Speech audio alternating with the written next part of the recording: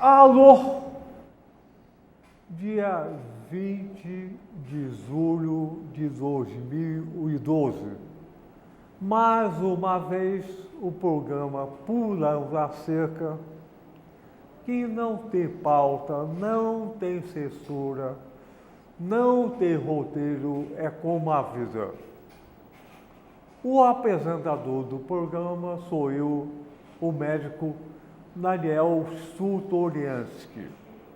Aliás, o único apresentador do mundo que já teve um AVC, acidente vascular cerebral, que é a doença que mais mata no Brasil, continua no ar. Esse programa é uma grande homenagem à população brasileira que vem há 512 anos pulando a cerca. Pulando a cerca contra a corrupção, falta de ética, falta de caráter, falta de vergonha. Mas continua pulando a cerca. Pular a cerca por cima, por baixo ou pelo meio. E por que pular a cerca? Pular a cerca, a gente consegue ver o outro lado. E o outro lado é melhor do que este. Mas tem que pular a cerca. Pular a cerca não é sacanagem, é conseguir superar o obstáculo. Pois é, esse programa é uma grande homenagem à população brasileira. E sempre quem vem aqui, convidado, aliás, você pode ser convidado também. É só entrar em contato com a nossa produção. www.unitv.ufbr. Mas vamos continuar essa série histórica, muito histórica, sobre o tempo que o Brasil viveu uma ditadura militar e civil. Tem um tempo terrível, um tempo cinzento, uma grande tragédia. Venho aqui, mais uma vez, para relatar ao vivo o que aconteceu o doutor Modesto da Silveira. Vem pular cerca, Modesto. Modestissimamente, Modesto vai pular a cerca. Muito prazer pular essa cerca outra vez com você. Mais uma vez. Modesto, o Brasil viveu uma grande tragédia. A ditadura militar e civil atrasou esse país em um século. E houveram coisas muito além de tortura e morte. Vivemos coisas inacreditáveis. O país virou um quintalzinho para multinacional, etc. Você, nessa série histórica, relatou desde o começo, de 64 até o 85, o ciclo da ditadura militar. Mas, nesse período, você conseguiu avaliar vários fatos que transcenderam essa triste história. Você relatou aquele misterioso projeto Zari. Nesse seu relato, que você era deputado federal, esbarrou em outra coisa mais incrível e fantástica ainda, era o paraíso fiscal. Isso. Quando você foi ao Zari, aquele misterioso projeto, e encontrou uma fundação de pesquisa ao câncer, feito pelo maior milionário da época é o Daniel Ludwig, que era dono do Jari. Fundação de Pesquisa em Câncer, fez o Daniel Ludwig na Suíça. Alguma coisa tem errado. Conta essa história e você chegou aos paraísos fiscais. É isso? Daniel, é isso mesmo. Agora, eu só faria uma breve observação, além do que você falou tão correto. É que muita coisa transcende, vai provocando tantos resíduos, né? Você vê, por exemplo, o próprio projeto Jari, que eu encarei e enfrentei enquanto era deputado federal, porque eu já tinha alguma informação imprecisa a respeito, mas quando eu segui atrás, encontrei os dados dentro do Congresso Nacional, porque era um dos projetos que a ditadura puxou para o Brasil, quando assumiu o poder, e numa região e em situação tão delicada quanto a Amazônia. Você sabe que o mundo vive com os olhos sobre a Amazônia, que é um grande paraíso do desconhecido ainda, né? E todo mundo sonha em ter a Amazônia por mil razões, não só estratégicas, como riqueza mesmo concreta, seja das matas, minérios e tudo mais que a Amazônia contém. Pois bem, quando houve uma chamada geral, logo depois de 64, os ditadores chamaram os grandes empresários do mundo para oferecer o que eles quiseram, veio também, é claro, o homem mais rico do mundo, e que tinha se tornado o mais rico do mundo, porque não é um homem rico, não era, nunca foi um homem rico de ética. A história dele, enfim, já é razoavelmente conhecido, mas o livro que eu escrevi a respeito de tudo que eu vou falar aqui revela bem, só que está esgotado, mas pode ser que você encontre num sebo ou nas bibliotecas. O título é Ludwig, Imperador do Jari. Pois bem, então, quando eu encontrei aquele veio, atuei no Congresso como deputado, em seguida como relator da subcomissão específica do projeto Jari. Fui ao Jari, verifiquei que as denúncias eram mais graves do que chegaram. Pois bem, e correndo atrás disso, escrevo o livro. Em seguida, eu para escrever o livro, eu tive que ir à Suíça para pesquisar nos Estados Unidos e na Europa, mas basicamente Suíça.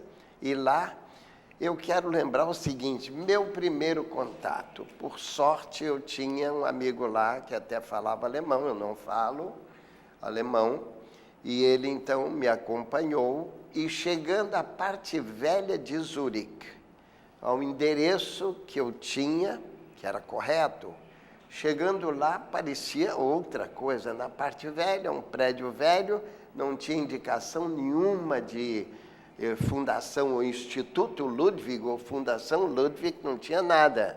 Quando tocamos no endereço oficial, apenas daí a algum tempo vem um cidadão, abre a portinhola, e é claro, na Suíça se fala, além do alemão, o francês e o italiano, além do rético, mas as três línguas principais são essas, alemão, francês e italiano. Então, ele atendeu no bonjour, aí eu me identifiquei, conversei em francês, ele mudou de língua, pulou para o alemão. Meu colega falava alemão, falou em alemão. Aí ele pulou para o inglês, aí eu falei inglês com ele. E ele aí bateu a porta, disse, não, é aqui, bateu a porta. Por ali eu vi o que era aquilo, né? Eu queria localizar alguém sério do instituto ou da fundação com quem conversar. Como não achei com quem conversar e parecia uma montagem de uma máfia muito grande, então só fui providenciar as coisas oficiais que eu poderia obter em cartórios de entidades e personalidades, e aí completei, escrevi o livro, fiz o relatório da subcomissão ao Congresso Nacional e logo depois publicou-se o livro. A publicação do livro deu uma grande repercussão de tal maneira que logo depois eu fui convidado para voltar à Suíça já por uma entidade humanística, e aí não só dei a palestra, como também chamaram toda a imprensa mundial para uma entrevista, e lá estava a imprensa. E coisa curiosa, a entrevista não seria em Zurique, seria em Berna. Aí fomos para Berna, estava faltando 1 minuto para a hora, e eu disse, a imprensa não veio. Aí o suíço me diz, não, espera a hora, falta ainda 1 minuto. Realmente, quando marcou a hora certinha, explodiu. Todo mundo encheu o plenário de jornalistas de toda a ordem, de toda a Europa, o equivalente a representações de todo mundo. E aí houve uma entrevista tão interessante, mais tempo do que se esperava, que quando saímos dali fomos jantar, me convidaram para jantar, fui jantar à noite, e no jantar já tinha saído a minha entrevista na televisão suíça, e no jantar nós vimos a televisão, o presidente do período, porque lá é um governo tríplice, é um governo de conselho, não é um presidente, é um presidente do ano, o presidente do conselho do ano. Ele já estava procurando prometer uma solução, vou mandar apurar para ver o que é isso e tal. E eu denunciava claramente, não só o senhor Ludwig, mas denunciava a Suíça como sendo um país acolhendo de tudo, inclusive coisas dúbias e estranhas como aquela, e até mais do que isso. Avancei um pouco mais sobre o problema, inclusive, de a Suíça ser o mais conhecido, o maior, talvez, de todos os paraísos fiscais, que, na minha opinião, se confirmou, eu tenho todo um histórico sobre isto, se confirmou, o paraíso fiscal virou uma espécie de receptadores, que é um crime no mundo inteiro, em todo país sério, receptação é crime, equivale a culto de ladrões e bandidos de toda a ordem. Bom, e eu dizia isso claramente, é o que eu vejo na legislação brasileira e na legislação do mundo civilizado, a Suíça e todos os paraísos fiscais, como, por exemplo, o Liechtenstein, que é uma espécie de colônia, é um paraíso fiscal, colônia do grande paraíso suíço. Funciona como uma nação, como se fosse Brasil, China, Estados Unidos. Na verdade, é apenas uma colônia de paraíso fiscal, que é a Suíça. Ô Modesto, antes de você continuar, dá uma lição o que é o paraíso fiscal, para o espectador entender claramente o que é o paraíso fiscal. Eu dou com todo prazer. Agora, eu não sei se ficou claro para o nosso telespectador sobre o que é aquele projeto Jari. Será que ficou claro ou convém explicar um pouquinho melhor? Então, explica um pouquinho Então, vou melhor. explicar. Depois você me recobra isso aí, que eu volto a falar isso aí.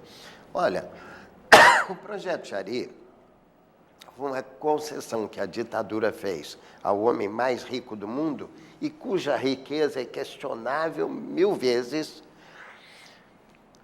E ele cedeu uma área tão grande que eles até pretendiam maior. Deixaram a coisa meio dúbia para instalar ali o projeto Jari, que eram vários projetos, a rigor. Tinha um projeto de plantio de árvore, da chamada Melina arbórea, que é uma árvore, é uma espécie de pinus tropical, e um projeto de vários projetos, mas, sobretudo, o que eles pretendiam é desmatar a área, substituir por aquela gmelina e produzir papel, produzir polpa. Trouxeram lá do Oriente umas máquinas navegando, instalaram usina na beira do rio. Ali contrataram aqueles peões, os chamados peões do Jari, milhares e milhares, não sei se 15 mil, já nem me lembro, mas eram milhares de trabalhadores que viviam, primeiro, salário miserável, mas, de qualquer maneira, era um salário e aceitavam. O pior é que ele era um imperador porque ali valia a vontade dele e dos seus diretores era a lei. Tanto havia prisões, por exemplo, denunciaram a existência de prisões. Eu estive dentro de uma para constatar. Não só existia com domínio total dos representantes do senhor Ludwig, mas encontrei até sangue no chão de uma das prisões, o que indicava bem o poderio desse homem lá. Então era um Estado dentro do... Era um Estado dentro do Estado, era um enclave, aquilo que a gente chama de enclave. É um país que tem uma área onde ele não tem ingerência, e não tinha ingerência. Até porque os homens do palácio, havia um famoso Capitão Jari, que era um capitão do exército, que era o representante do palácio junto a eles, com todo o poder. E era um homem tão poderoso que eu gostaria de repetir o que eu acho que até já lhe disse, isto é, que ele não pedia audiências a ninguém importante, nem a ministro brasileiro, ele não pedia audiência. Ele cedia a audiência informando, estarei aí tal dia, quando ele vinha dos Estados Unidos ou de qualquer lugar, estarei aí, estarei disponível das tantas às tantas, quero vê-lo. E o ministro é que ia a ele. Coisas assim tão absurdas. Ele era um ditador na ditadura. E funcionava esta coisa lá. E que eu, constatando pessoalmente, foi aí que eu me animei a fazer esse trabalho todo. Quando eleito deputado em 1978, assumi em 79. Em 79 estava lidando com a coisa mais importante e que a gente conseguiu ganhar quase tudo na época, e que foi a Lei da Anistia 6683 de 79. E, ao mesmo tempo, surgiram tantos outros problemas. Problema da Amazônia, problema do índio, os demais problemas que a gente teve que enfrentar, inclusive o do Jari, que me levou à Suíça, como eu estava dizendo. E aí, eu que já conhecia um pouco o processo dos paraísos fiscais e sabia o que era aquilo, né? Tinha teoria, aí fui ver pessoalmente o que era isso e fiquei muito estarrecido verificando que cheguei a uma conclusão, depois de uma análise generalizada, eu diria que o mundo, se quiser se desfazer da grande criminalidade, como, por exemplo, a corrupção, o roubo, o furto, a prostituição, o tráfico de pessoas, aquilo que gera muito dinheiro na base do sigilo, do segredo, tudo isso não se acabará jamais no mundo sem que os paraísos fiscais abram os seus arquivos para o mundo. Enquanto houver segredos dessa ordem e paraísos fiscais, o mundo jamais se livrará desses grandes crimes a que me referi. Até porque todos os corruptos, os ladrões, os bandidos em geral que lidam com muito dinheiro, precisa dos paraísos fiscais. Todo ele precisa, porque o dinheiro acaba lá.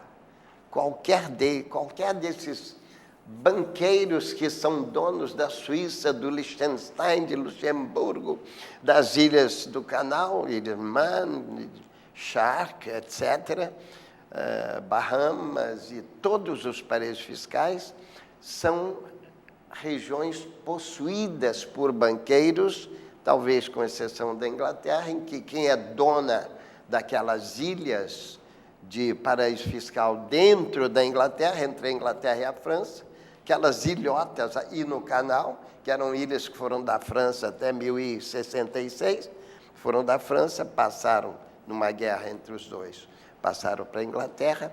Aquilo ali é um privilégio da família real, privilégio da rainha. Tem uma legislação própria, específica, e é ela quem homologa as decisões ou não daqueles legislativinhos, aquelas ilhotas, e lá paraísos fiscais enormes. A rigor, da minha curiosidade e minhas pesquisas, eu verifiquei que a gente fala, todo mundo fala em Suíça, Bahamas, etc., mas se esquece talvez que o paraíso fiscal mais amplo e maior número no mundo é o da Grã-Bretanha, do Reino Unido, e a Sua Majestade tem o maior número deles. Então são coisas assim tão infiltradas que não têm interessado, inclusive, as grandes potências defensoras da democracia, não têm interessado mexer muito com paraísos fiscais, até porque os paraísos fiscais fazem também o trabalho sujo das grandes potências que eu me referi, seja da Grã-Bretanha, dos Estados Unidos, da França. O trabalho sujo, eles precisam também desses paraísos, até porque os seus grandes milionários, que em geral ou detêm ou têm uma grande influência nos legislativos, os legislativos são eleitos por quem tem maior volume de capital. Então é evidente que o capital tem uma forte dominância nos legislativos e, portanto, a coisa está muito intrincada nessa área. Vale a pena, inclusive, você discutir, chamar um legislador que entenda bem desse assunto para a gente dar uma discutida sobre esse problema. O que é uma democracia que eu chamo de plutocrática, quando você vê na prática você vê que a plutocracia está muito vigente neles todos e está interligado o que eu estou falando. Bom, de qualquer maneira, meu caro, a partir daí, eu fui confirmando do que vi, do que li, do que aconteceu no Brasil quase ao mesmo tempo, em que o Brasil não conhecia literatura de paraísos fiscais, nem sabia, ninguém. Você perguntava a um professor, seja de economia ou de direito qualquer, o que é paraíso fiscal? Já ouvi dizer, acho que eu não sei o que. Todo mundo dava uma opinião muito superficial ou opinião nenhuma, porque não tinha. De qualquer maneira, logo depois, houve uma editorazinha pequena aqui no Rio que publicou um livro, assim, mais ou menos desse tamanho, sob o título Paraísos Fiscais. O que aconteceu? O Brasil não tinha nenhuma literatura. Eu conhecia literatura, passei a conhecer literatura em idioma francês, inglês e espanhol, as línguas que eu consigo dominar bem. Inglês, francês e espanhol não tinha em português, acho que nem de Portugal nem do Brasil. Aqui, uma editorazinha ousada publicou um livro. O que aconteceu com esse livro? Eles foram presos e o livro foi praticamente saqueada, a editora, não deixaram publicar. O que vale dizer, não era nenhum livro subversivo, apenas contava uma realidade de maneira até bastante branda e amena, provavelmente uma tradução de várias fontes de línguas europeias, francês, inglês, etc. Pois bem, como foram presos, o livro foi apreendido. Naquela altura eu fui procurado, eu estava dando uma assistência também à ABI, e a ABI então deu uma cobertura político-jurídica, eles foram soltos, não houve problema nenhum. Até hoje, depois disso, essa mesma editora, depois que passou a ditadura, republicou a edição melhorada Paraísos Fiscais. Agora, eu já tinha, como tenho hoje, dezenas de livros sobre isto, publicados na França, nos Estados Unidos, na Inglaterra, etc. Alguns dos livros ensinam você a fazer a maroteira do paraíso fiscal, utilizar o paraíso fiscal como seu criminoso receptador, que esconde o seu roubo, a sua corrupção, ainda aplica para gerar mais lucro para ele e para você. Então, isso tinha também livro que condenava. Por exemplo, quando eu estive na Suíça, encontrei um deputado suíço muito decente, famoso, Ziegler, não me lembro o primeiro nome, Ziegler. Ele era deputado na Suíça e depois acabou sendo um assessor lá na ONU. E, estando com ele, a gente conversou um pouco sobre esse tema. E ele era um suíço muito incomodado com a situação desumana do governo suíço. E o povo suíço, que é um povo tão bom, eventualmente tão ruim quanto outro qualquer, mas, enfim, que não tem culpa. É o mecanismo de dominação gerou aquilo e o povo leva até alguma vantagem. O povo, em geral, de um paraíso fiscal, leva algumas vantagens, o que provoca um certo silêncio. Que vantagens? Primeiro, o país explode em renda, né? Porque com o dinheiro do mundo inteiro, bilhões e bilhões de dólares dos bandidos do mundo e reaplicado nos países, ou reaplicado em atividades que rendem muito, é evidente que o país se enriquece a tal ponto. Daniel, você não acredita. Se você pegar um paraíso fiscal tipo Mônaco, Luxemburgo, Liechtenstein, são países cuja renda média, às vezes, chega a 1000 vezes mais do que um país pobrezinho da África ou algum da América Latina. A renda média. Agora, a renda real, não. A renda real pode ser muito pior. Enquanto, vamos pegar um homem qualquer da Libéria, não ganha nada, não ganha o suficiente para se alimentar. Um outro pode estar ganhando 1 milhão ou 10 milhões de vezes mais. É uma coisa tão absurda que você não consegue entender o abuso provocado pelo poder econômico é exagerado demais para uma humanidade suportar por muito tempo. Ou eles reveem isto, ou então acham que nós continuaremos tendo uma humanidade muito mais problemática até um ponto de cair no caos ou explodir em revoluções diversas. Aliás, que há revoluções diversas, o mundo já tem explodido com enorme frequência, né? Modesto, vou perguntar a você a seguinte sequência. Ditadura militar no Brasil, na América Latina,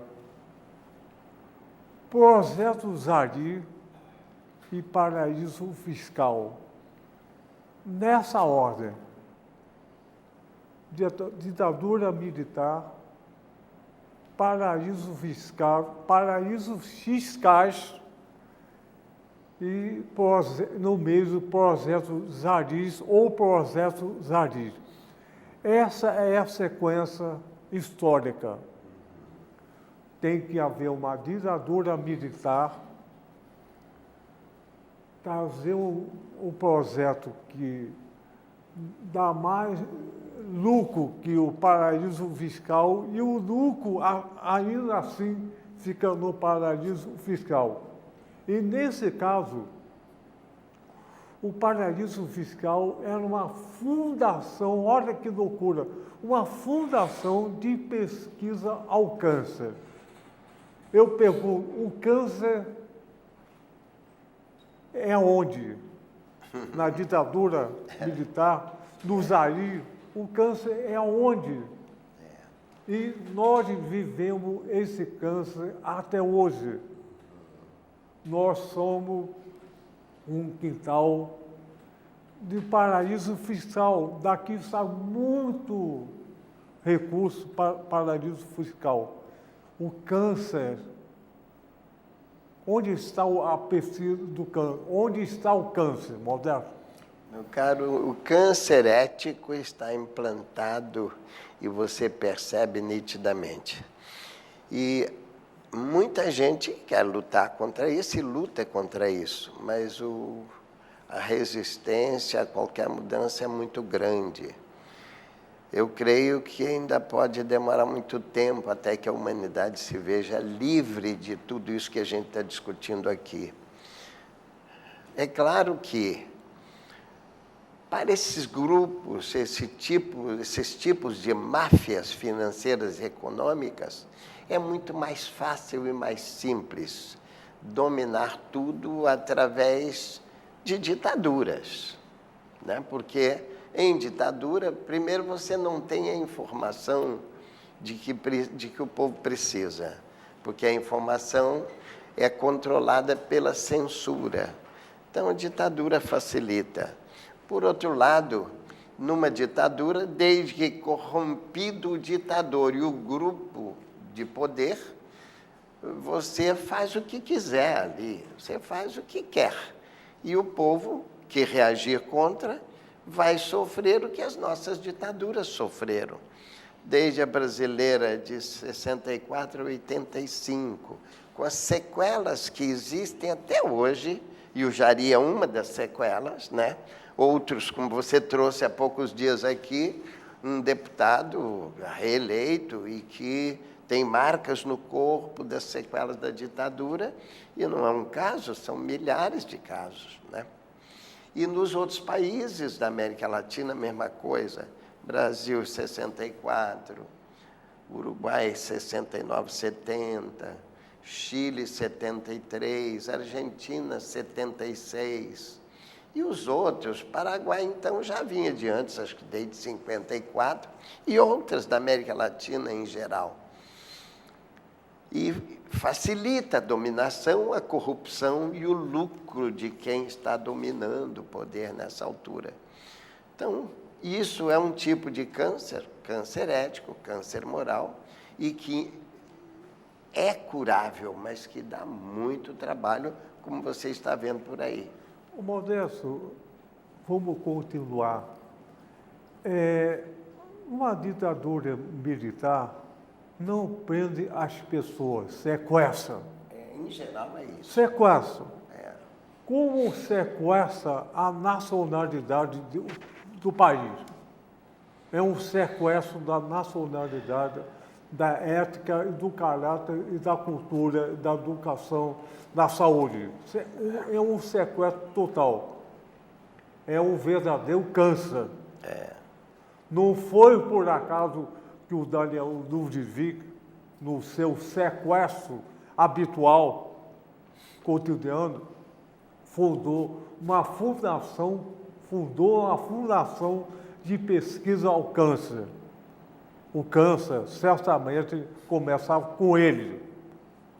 Um verdadeiro câncer para a humanidade. Olha. Qualquer paraíso fiscal é um verdadeiro câncer para é. toda a humanidade. E, para haver esse sequestro, tem que haver uma ditadura militar que investe no super paraíso fiscal. O Daniel Ludwig vir fazer um projeto aqui tem que ser muito melhor que qualquer paraíso fiscal. Muito mais lucro, muito mais poder que qualquer paraíso fiscal. Então, o país virou o super paraíso fiscal. Sequestra a nacionalidade e se torna um câncer para toda a humanidade. Daniel, você está provocando um assunto tão rico de debate que eu não sei qual veio eu pego. Vou pegar um veio que me parece importante para todos os brasileiros primeiro. Por exemplo, se o Ludwig tivesse o sucesso que pretendeu, ele podia estar plantando o primeiro enclave de outros que surgiriam para a desnacionalização da Amazônia. É verdade. Esse foi um dos métodos que o Império Americano utilizou para tomar terras de vizinhos, mandando gente para lá para arranjar uma forma qualquer de justificar uma invasão. E só numa das invasões, a de 1840, os Estados Unidos tomaram do México, que era um país muito maior que os Estados Unidos, de uma só das vezes tomou mais de 2 milhões de quilômetros quadrados do México. Pois bem, todos aqueles estados do sul, centro-oeste, oeste, 7, 8, acho que talvez 9 estados. Desta vez, são os grandes estados americanos, foram tomados do México em uma das invasões, foi a de 1840. E essa foi apenas uma, porque tem várias em relação à Espanha, em relação... são Filipinas, tantas... Hein? Filipinas. Não, Filipinas foi ainda contra a Espanha e Cuba em 1903, por aí, de 98 a 3, com a doutrina Monroe. Eles tomaram Filipinas, Porto Rico, Cuba e várias ilhas espalhadas pelo mundo que pertenciam à Espanha, passou para eles. Depois deram o golpe do território francês num Napoleão que estava em dificuldades na Europa. Olha, são tantas histórias tristes, inaceitáveis, que os Estados Unidos, que era uma tripinha de terra quando se tornou independente, hoje é o 4º maior país do mundo, né? É o 4º maior. Então, você coloque o projeto de Ari... Poderia ser uma república. Eles já tinham tentado pegar parte da Amazônia vindo do Acre, então, do Bolivian Syndicate. Isso antes, já estavam tentando. O Jari poderia ser o pezinho que eles precisavam para implantar e tomar a Amazônia também. O Jari e a Transamazônica, que atravessava tudo. Mas a Transamazônica, eu acho que não está bem dentro. Bom, poderia auxiliá-los, porque daria um transporte mais fácil. Não foi por acaso. Nessa mesma época, pois é, rapaz, aconteceu nada por acaso. Aí já tinha havido o projeto dos Grandes Lagos, mas ainda com João Goulart, né? O projeto dos Grandes Lagos, que era uma tentativa de implantar um pezão lá dentro. De qualquer forma, essa política mundial, que é uma política que tem que ser vista e revista para que não continue acontecendo assim. E olha, isso eu estou vendo só um veio, olhando um veio humanitário, né? Olhando agora um outro veio do que você provocou. O veio humanitário. O Ludwig seria um homem tão humanitário, generoso, que criou o Instituto Ludwig, financiou a pesquisa do câncer. Mas lá no estatuto, quando você examina, não tem a finalidade final, o objetivo final não dá. O que significa, quando ele descobrisse o medicamento para câncer, ele seria um homem com a patente, já viu? Câncer, né? O mundo está cheio de problemas de câncer. Se ele descobrisse isso, a sua riqueza iria explodir ao infinito, porque ele cobraria o que quisesse pelo medicamento descoberto. Além do mais, paralelamente, eu vi, pesquisando sobre ele nos Estados Unidos, a mulher dele, que ele enganou, tapeou, dando $3.000, a mulher dele morreu de câncer e lá recebendo ajuda de uma entidade religiosa qualquer, não me lembro do nome, e ele não tomou uma providência. A própria filha dele com esta mulher, ele não tomava conhecimento. Então, não é por motivação humanística que ele criou esse instituto. O que vale dizer que ele jogava com um projeto altamente rentável na Suíça, também como forma de qualquer evasão fiscal nos próprios Estados Unidos, porque a legislação do mundo em geral permite. Se você dedica uma parte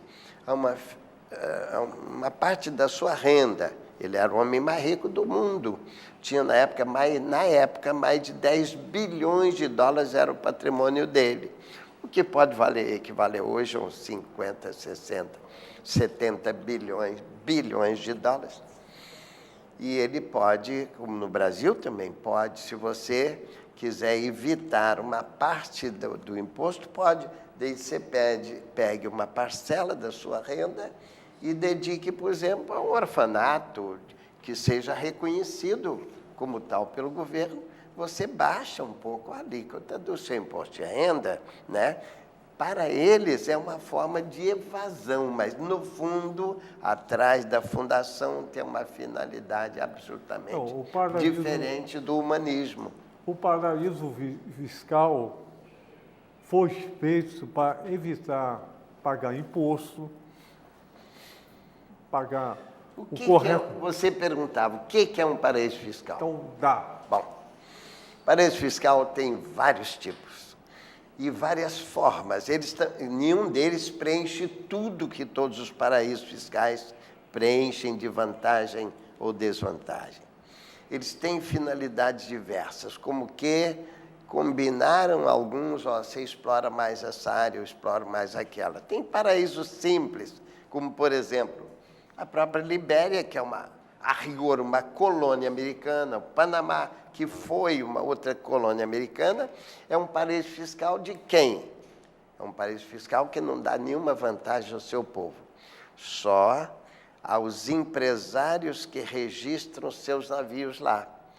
E esses empresários têm a segunda vantagem, como o próprio Ludwig fez, é de empregar aqueles homens simples e miseráveis passando fome a custo de alimento, praticamente, né?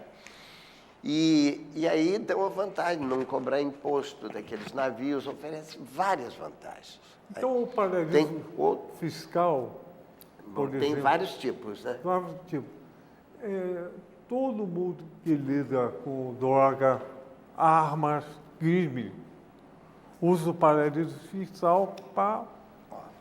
Tudo que você quer fazer de imoral, ilegal, e que é inaceitável num país normal, comum, você consegue em paraíso fiscal. Você consegue o que você quiser. Mas o mais comum é o seguinte, o paraíso fiscal dá vantagens a quem aplica seu dinheiro lá. Cada um dá uma vantagem diferente. Diminuindo impostos ou não cobrando impostos para determinado tipo de atividade. Esses paraísos fiscais geralmente são dominados pelos banqueiros locais. Há paizinho aí que quase não existe, você não consegue ver no mapa. O único paraíso fiscal visível no mapa é a Suíça. Assim mesmo você vê pequenininho lá. A maioria, se olha um mapa normal, nenhum aluno vê no mapa um paraíso fiscal tipo Luxemburgo, Liechtenstein, Man, Mônaco. Nada disso você vê no mapa. São manchinhas lá que não dá para escrever, você não vê. Só se for um mapa maior do que essa parede, aí talvez você veja lá, Liechtenstein, etc. Pois bem, e esses paraísinhos dão vantagens extraordinárias que atraem os corruptos do mundo para jogar o dinheiro lá. Você joga o dinheiro lá, esconde do seu governo, faz evasão fiscal no seu país. Ou é um dinheiro que não pode nunca ser revelado, como dos corruptos, por exemplo. Ele não pode dizer que recebeu $1 milhão de corrupção. E a remessa para lá se tornou muito fácil. Modesto, após essa explicação, o paraíso fiscal é uma coisa antiética e ilegal. Paraíso fiscal antiético e ilegal para a humanidade. Vamos repetir isso. Paraíso fiscal é uma coisa antiética, imoral, ilegal, que é contra a humanidade. Isso aí, é uma coisa para o mal. Para o mal, exatamente, o paraíso fiscal é sinônimo de ditadura. Correto, concordo. 1, 2, 3, mais uma vez, vamos pular a cerca. Com vocês? Com você. 1, 2, 3, pulando a cerca. Uma vez com vocês.